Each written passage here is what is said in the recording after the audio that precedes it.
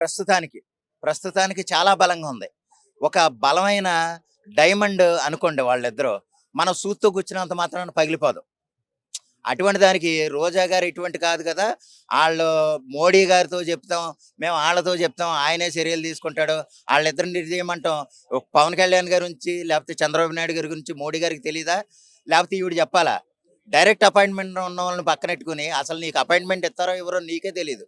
అటువంటి నువ్వు ఆళ్ళ గురించి, ఆళ్ళని విడగొట్టేయి, లేకపోతే ఆళ్ళ గురించి మేము కంప్లెయింట్ ఇస్తాం అని నువ్వెళ్లి చెప్పేయటం, నీ కార్యకర్తలు అంటే చదువు లేనోళ్ళు, ఈలముద్రగాళ్ళు ఎవరన్నా నమ్ముతారేమో గానీ, నీ కార్యకర్తలే పూర్తిగా నమ్మరు. అయితే ఒకటి, నీ నీ తరపున నువ్వు మాట్లాడాలి కాబట్టి, నీ పార్టీకి ఉత్సాహాన్ని కల్పించాలి కాబట్టి నువ్వు మాట్లాడతావు. కానీ ఏంటంటే మిగిలినోళ్ళెవరు దాన్ని పట్టించుకునే స్థితిలో లేరు.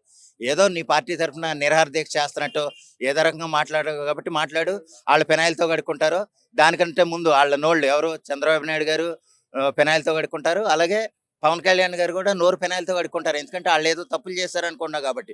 దానికంటే ముందుగా గోరంట్ల మాధవ్ గారిని, అవంతి శ్రీనివాస్ గారిని, అంబటి రాంబాబు గారిని ఆళ్ళ ఒళ్ళంతా ఫినాయిల్‌తో కడిగిన తర్వాత ఈళ్ళ నోళ్ళు ఫినాయిల్‌తో కడుక్కోవడానికి ఫినాయిల్ ఇవ్వు. Okay sir. అట్లాగే లోకేష్